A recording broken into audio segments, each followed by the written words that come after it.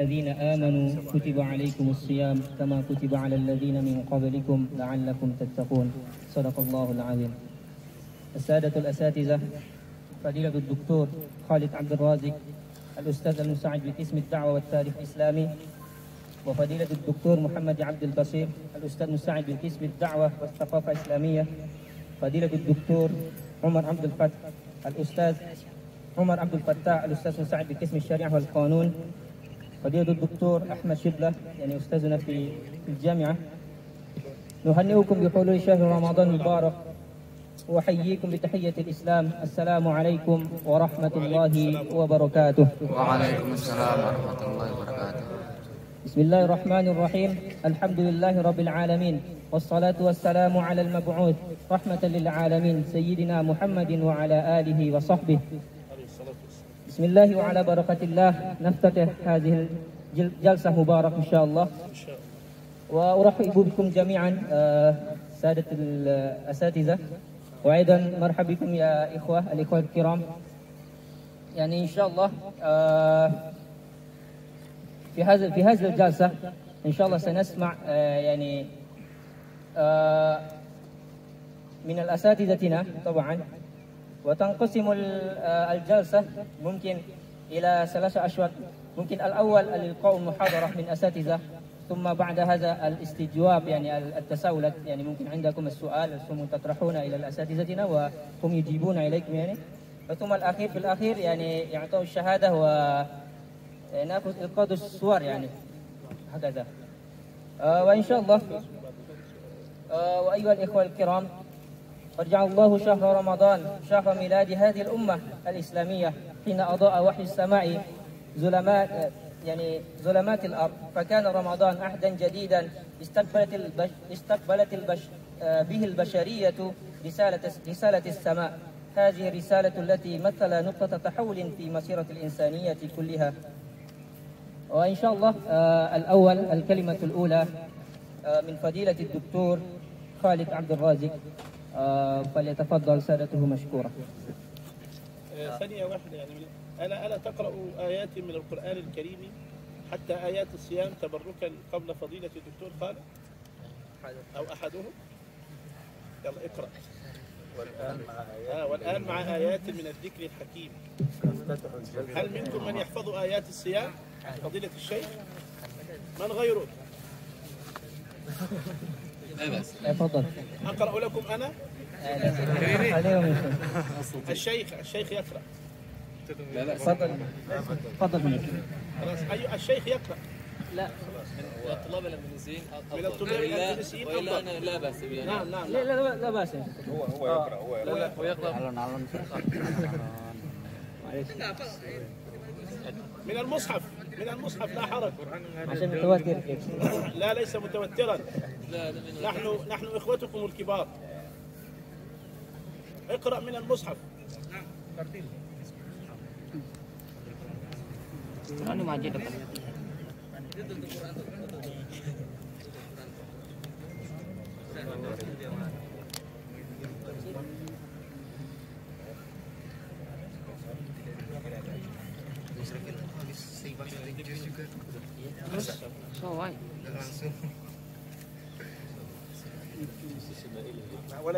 ولا شيء جميل يعني، نحن نقدر ذلك تماما. فتح الله عليك مقدما. تفضل.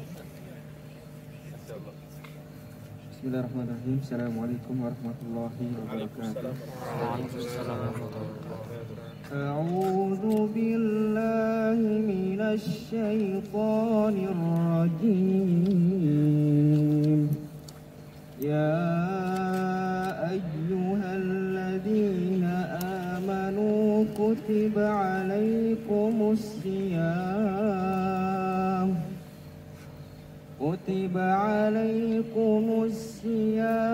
كما كتب على الذين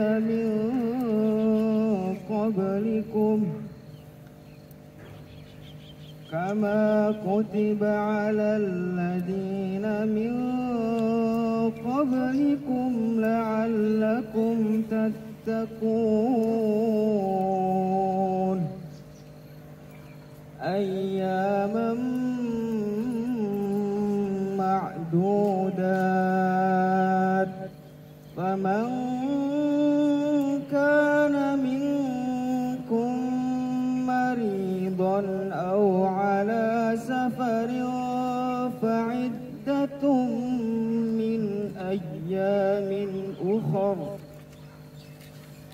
وعلى الذين يطيقونه فدية طعام مسكين فمن تطوع خيرا فهو خير له وأن تصوموا خير لكم إن كنتم تعلمون. اللهم صل وسلم. السلام عليكم ورحمة الله وبركاته. ما شاء الله. صدق الله العظيم وصدق رسول النبي الكريم. طيب الآن ننطلق إلى برنامجنا التالي. الكلمة الأولى من فضيلة الدكتور خالد عبد الرازق، فليتفضل سادته مشكورا.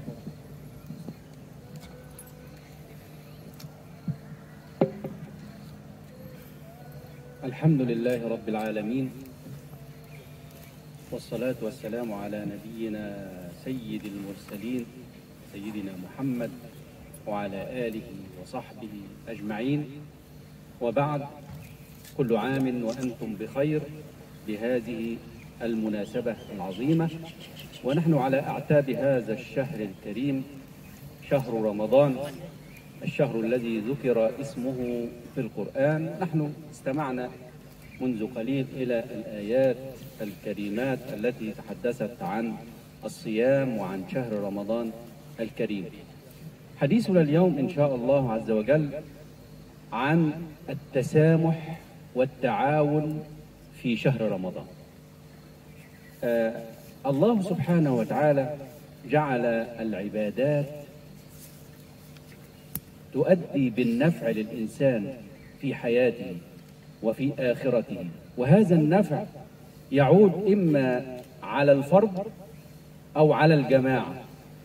يعود هذا النفع على الناحية الفردية للإنسان من ناحية أنها تقوي صلة الإنسان بالله سبحانه وتعالى، تقوية صلة الإنسان بالله سبحانه وتعالى، وأيضا تهذيب وتزكية وتقوية الروح الإنسانية والنفس الإنسانية، وأيضا تحصيل جانب التقوى، لأن الغاية من هذه العبادات جميعا هي التقوى. هذا من الناحية الفردية، يعني تعود على الفرد نفسه، وأيضا تقويم سلوكه وأخلاقه. كل هذه نواحي فردية. ثم بعد ذلك ننظر إلى الناحية الجماعية في العبادات.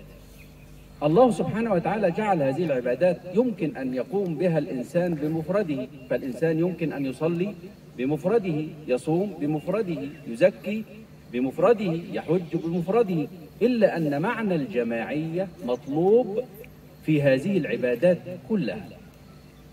فالله سبحانه وتعالى جعل أداء الصلاة في جماعة مطلوب، والنبي صلى الله عليه وسلم يقول: صلاة الجميع تزيد على صلاة الفرد بكم؟ ب5 رواية ب25 درجة، أو ب27 درجة. إذن الجماعية مطلوبة في الصلاة، الجماعية أو الجماعة مطلوبة في إيه؟ في الصلاة. ولذلك زاد الأجر على أداء الصلاة، صلاة الإنسان بمفرده، بكم؟ ب25 أو ب27. العلماء بحثوا في هذا العدد، لماذا 25 ولماذا 27؟ فوجدوا أن في صلاة الجماعة من الفوائد ما ليس في صلاة الفرد أو صلاة الإنسان في بيته فوائد إذا أراد الإنسان أن يجمعها تصل إلى 25 في الصلاة السرية و27 في الصلاة الجهرية. إذن الروايتان صحيحتان، والنبي صلى الله عليه وسلم يعطينا إشارة إلى أن هناك صلاة يكون إذا أداها الإنسان في جماعة يكون ب25 درجة، وصلاة إذا أداها الإنسان في جماعة تكون ب27 درجة. الصلاة حينما يخاطب الله سبحانه وتعالى الإنسان بالعبادات يخاطبه بالصيغة الجماعية: وأقيموا الصلاة. والله سبحانه وتعالى يقول: وأقيموا الصلاة واركعوا مع الراكعين. يا مريم اقنتي لربك واسجدي واركعي مع الراكعين. إذا هناك عبادات تؤدى بصيغة فردية وعبادات تؤدى بطريقة جماعية. لماذا تركع مع الراكعين؟ هذا معنى سنشير إليه. أيضا في الصوم، الإنسان حينما يريد أن يصوم هناك وقت محدد لفريضة الصيام، وهذا الوقت هو شهر ماذا؟ شهر رمضان. إذن الناس جميعا في جميع أقطار الأرض يبدأون فريضة الصيام في ماذا؟ في شهر إيه؟ في شهر رمضان. ثم أيضا في اليوم الواحد هناك موعد لبدء الصيام وموعد لانتهاء الصيام. يبدأ بصلاة الفجر أو بطلوع الفجر ثم ينتهي بإيه؟ بغروب الشمس. الجميع يبدأ للصيام، يبدأ فريضة الصيام بطلوع الفجر وينهي فريضة الصيام. إذن صيام هذه عبادة جماعية. أيضا الزكاة لها وقتها المحدد ولها نصابها ولها مقدارها ولها الأصناف التي تصرف فيها بشكل جماعي. وهذه صدقة الفطر في رمضان الناس يخرجونها في وقت واحد. أيضا عبادة الحج الناس يؤدونها في وقت واحد لأن لها مواقيت زمانية ومواقيت مكانية، ولها أيضا الإحرام والشعائر والمشاعر التي يؤديها الذين يحجون في وقت واحد. الوقوف بعرفة الجميع يقف بعرفة في وقت إيه؟ في وقت واحد. إذن هذه الجماعية مطلب شرعي. مطلب شرعي. لماذا هو مطلب شرعي؟ لأن هناك معاني كثيرة في الجماعة في العمل. ما هي هذه المطالب؟ يعني مثلا العلماء يقولون إن هذه الجماعية تجعل الإنسان تخفف عنه ثقل العبادة. يعني ثقل العبادة حينما يقول الله سبحانه وتعالى: يا أيها الذين آمنوا كتب عليكم الصيام كما كتب على الذين من قبلكم. لماذا قال كما كتب على الذين من قبلكم؟ ليدل على أن الصيام كان مفروضا أيضا على الأمم السابقة. لستم أنتم وحدكم الذين تؤدون هذه الفريضة، وإنما هذه الفريضة تؤدى بشكل جماعي على جميع الأمم. إذن فهذه الجماعية في العبادات يشبهها الإنسان بأن الإنسان الذي يسبح في اتجاه تيار الماء. يعني إذا كان هناك نهر والإنسان يريد أن يسبح ويسبح في اتجاه تيار الماء، هل يسبح بسهولة أم بصعوبة؟ في اتجاه جريان الماء، يعني يسبح مع الماء، الماء يسير هكذا والإنسان يسبح معه. هل يكون صعوبة في السباحة؟ سهولة. طيب الذي يسبح عكس اتجاه تيار الماء صعب. السفينة التي تسير مع الريح تسير بسهولة أم بصعوبة؟ كذلك الصوم الجماعي والصلاة الجماعية والذكر الجماعي. ممكن واحد يقول يعني الذكر عبادة فردية، ممكن واحد يقول هذا. لا، الذكر ليس عبادة فردية وحدها، وإنما يمكن أن يؤدى بطريقة فردية ويمكن أن يؤدى بطريقة جماعية. ما الدليل على هذا؟ الله سبحانه وتعالى يقول: أنا عند ظن عبدي بي وأنا معه حين يذكرني فإن ذكرني في نفسه، هذه بطريقة فردية. وإن ذكرني في ملأ، فإن ذكرني في نفسي ذكرته في نفسي، وإن ذكرني في ملأ ذكرته في ملأ خير منهم. يعني الإنسان إذا ذكر الله في إيه؟ في جماعة، الله سبحانه وتعالى يذكره في جماعة أفضل من الجماعة الذي ذكره الإنسان فيها. يبقى هذا جماعية أيضا في الذكر. أيضا الصوم يجعل الناس يشعرون بحالة الصيام. لكل عبادة من العبادات حالة إيمانية، والإنسان لابد أن يكون حريصا على تنفيذ هذه الحالة والوصول إلى هذه الحالة. ما هي هذه الحالة؟ يعني في الصلاة مثلا الإنسان يراعي أن يصل إلى هذه الحالة، وهي حالة الخشوع. الخشوع في الصلاة، ولذلك هناك ترتيبات كثيرة حتى يصل الإنسان إلى الخشوع. هذه الترتيبات تكون من الإنسان نفسه، ترتيبات هذه تكون من الإنسان نفسه، وتكون أيضا واجب على من يراه يصلي. يعني أنت في نفسك لا تصلي وأنت منشغل، معنى لا تصلي وأنت منشغل. فالنبي صلى الله عليه وسلم يقول: لا صلاة بحضرة طعام ولا وهو يدافعه الأخبثان. النبي صلى الله عليه وسلم نهى أن يصلي الإنسان على ثوب فيه أعلام حتى لا يشغله هذه الأعلام عن الصلاة. إذن الإنسان أيضا نهى، النبي صلى الله عليه وسلم نهى الإنسان الذي يرى صاحبه يصلي ثم يمر من أمامه، لماذا؟ حفاظا على حالة الصلاة وحالة الخشوع في الصلاة. كذلك الأمر في الصوم. كيف هذا؟ نذهب إلى حديث رسول الله صلى الله عليه وسلم: الصوم جنة، فإذا كان يوم صوم أحدكم فماذا يفعل؟ فلا يرفث ولا يسخب ولا يجهل، وإن سابه أحد أو شاتمه فليقل إني صائم. إذن حفاظ على هذه الحالة السلمية، هذا هو التسامح في الصوم. أنا أحافظ على حالة الصوم عندي وأحافظ على حالة الصوم عندك. كيف أحافظ على حالة الصوم عندي وعندك؟ الإنسان لا يتكلم إلا بالكلام الجميل، ولا يتكلم بالكلام القبيح، ولا يرفع صوته بالكلام حتى لا يؤذي غيره.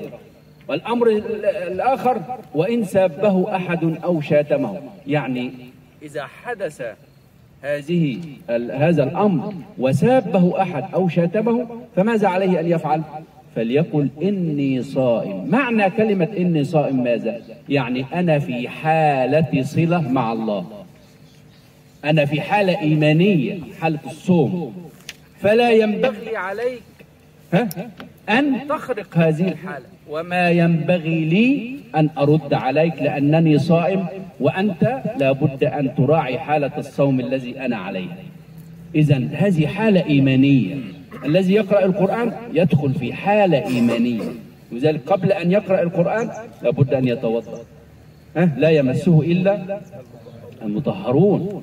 إذن وإذا قرأت القرآن فاستعذ بالله من الشيطان الرجيم. هذه خطوات كثيرة على الإنسان أن يتبعها إذا أراد أن يدخل في الحالة الإيمانية للعبادة. كل عبادة لها حالة إيمانية. الإنسان يستطيع أن ينفذ هذه الحالة الإيمانية بأمرين: الأمر الأول أمر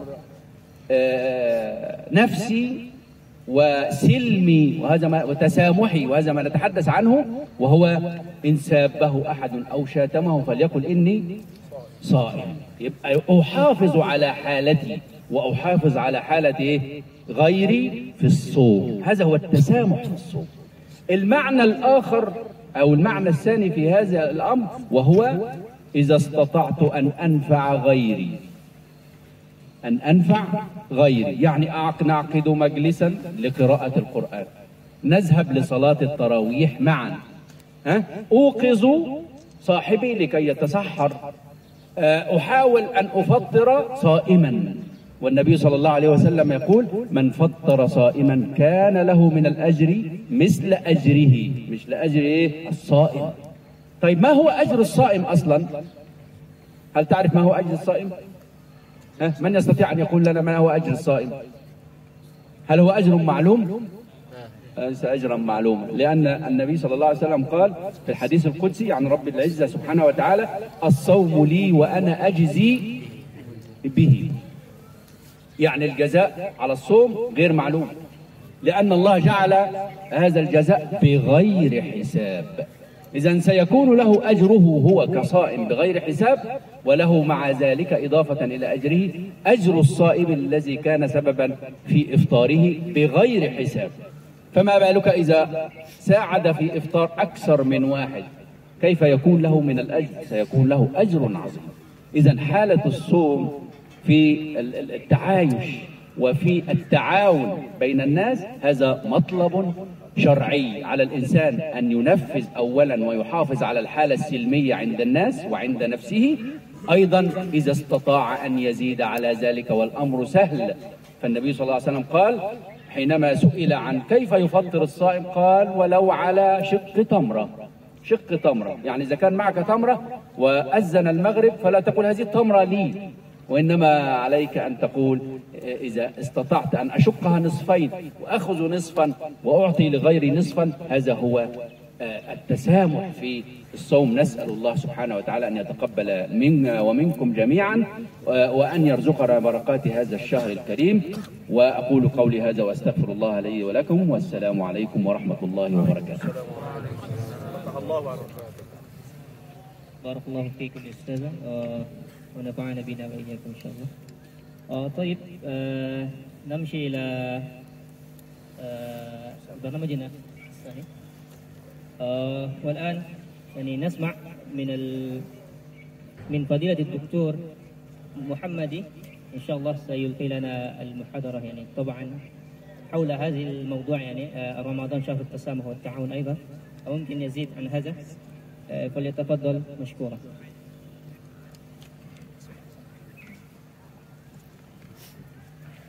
بسم الله الرحمن الرحيم.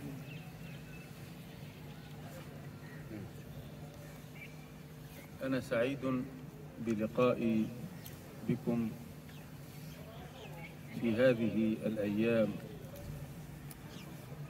التي أظلنا فيها شهر الصيام، حيث سبقت روائحه الزكية وقدم لنفسه بأنواره البهية وطلعته العلية، وما هي إلا أيام قليلة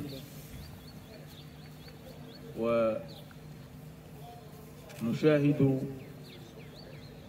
هلال رمضان لكي ندعو ونقول هلال أمن وخير ورشد. اللهم أهله علينا بالأمن والإيمان والسلامة والإسلام، ربي وربك الله. وهذا الحضور الطلابي لطلاب الجامعة الإسلامية العالمية، وخصوصا طلاب أندونيسيا، ومعهم زملاء وطلاب باكستانيون وغير باكستانيين، هذا مظهر حضاري خلقي يؤكد قيمة التسامح والتعاون والتواصل والتعارف بين المسلمين. فإن قيم الصيام ومعاني الصيام ومقاصد الصيام وحكم الصيام نجدها تدور حول مصالح إنسانية ومصالح اجتماعية ومصالح اقتصادية وغير ذلك من المصالح التي هي في النهاية يا أيها الذين آمنوا كتب عليكم الصيام كما كتب على الذين من قبلكم لعلكم تتقون أياما معلومات.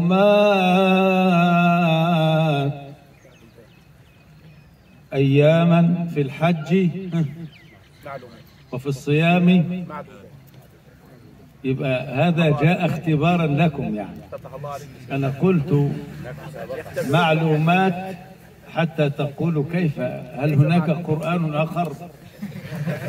يبقى هي في الصيام معدودات، وفي الحج معلومات. ولماذا هي في الصيام معدودات؟ لماذا؟ لأنها ترتبط في بدايتها بالهلال وفي نهايتها بالهلال. فالنبي صلى الله عليه وسلم قال: الصيام هكذا، جعل 30، يعني جعل 3 والزير هكذا، ثم وجعل 9 و2 أو هكذا، يعني إما 29 وإما 30. وقال صلى الله عليه وسلم: صوموا لرؤيته وأفطروا لرؤيته. هناك معاني تستطيع أنت كباحث، أنت كطالب علم، يختلف الحديث معكم عن أن أخطب في مكان عام، أنتم طلاب علم. فإذا قلت لكم مثلا الصيام تخلية والصيام تحلية، يعني الصيام فيه تخلي والصيام فيه تحلي والصيام فيه تجلي. طب إذا قلت لك الصيام يشرح لنا عمليا حديث سيدنا جبريل مع رسول الله صلى الله عليه وسلم بمراحله الثلاث، الصيام يشرح المراحل الثلاث. ما الإسلام؟ هو الالتزام بأحكام الإسلام الظاهرية والسلوك العملي. أين هذا؟ الصلاة، الصيام، الزكاة، الحج، شهادة أن لا إله إلا الله. ثم الصيام عندما أمتنع عن الطعام والشراب، يبقى هذا امتثال ظاهري. يحتاج الصيام إلى تبييت النية واستحضار الإرادة وتحديد الهدف. جيد؟ هذا هو الإيمان. قال: ما الإيمان؟ ثم بعد الإيمان هذا تجد النبي عليه الصلاة والسلام يقول: من صام رمضان. أنا أجيب الآن عن بعض الأسئلة التي ستسألون فيها، يعني وأنا أتحدث كأنني أجيب عن الأسئلة.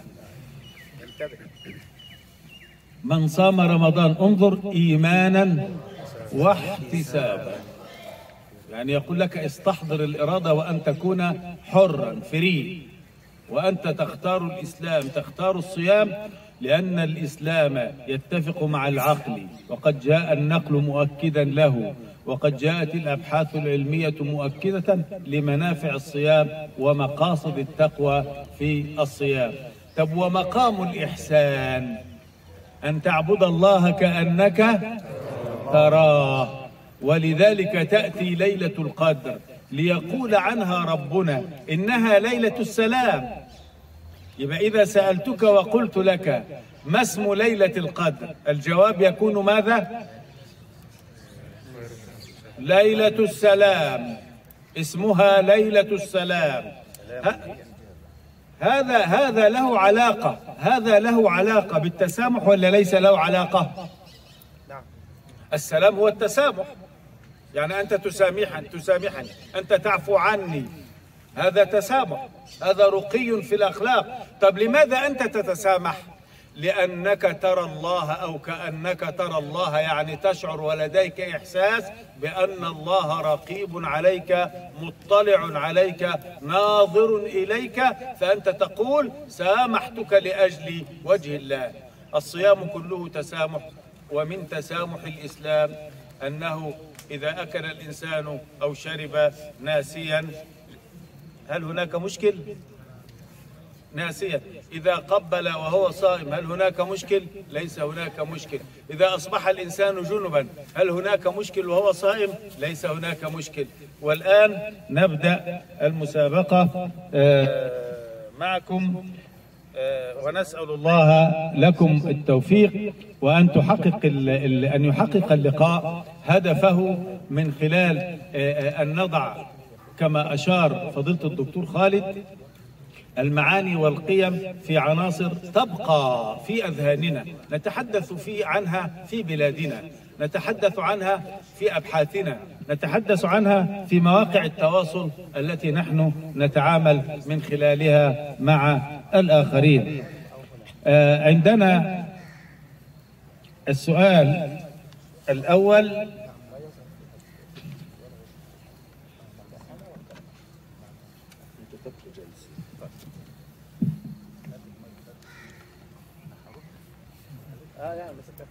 سيدنا ده هيبدأ بقى. ما تقف مكانه شيء. هجيب ده اتفضل.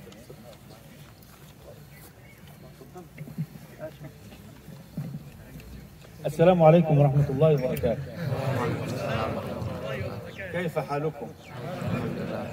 وأظن أن باكستان يعني هي بلدكم مثل ما باكستان بلدنا الثاني، أو هي مثل بلدنا الذي ننعم فيها بالأمن والأمان، وأنتم كذلك تنعمون فيها بالأمن والأمان في ظل الجامعة الإسلامية التي فيها أساتذة ونخبة من علماء الأزهر الشريف. وفضيلة الدكتور أحمد شبل يريد أن يلتقيكم وأن يسلم عليكم. بسم الله الرحمن الرحيم. السلام عليكم ورحمة الله وبركاته. وعليكم السلام ورحمة الله. كل عام وأنتم بخير. أعاده الله عليكم باليمن والبركة. شهر الصيام شهر الكرم والجود. الآن نبدأ المسابقة الثقافية مع أستاذنا الدكتور محمد عبد البصير. السؤال الأول: يقوم الصيام على استحضار النية والإخلاص لله رب العالمين. اذكر حديثا نبويا يؤكد هذا المعنى. من يعرف الجواب قف. أجب.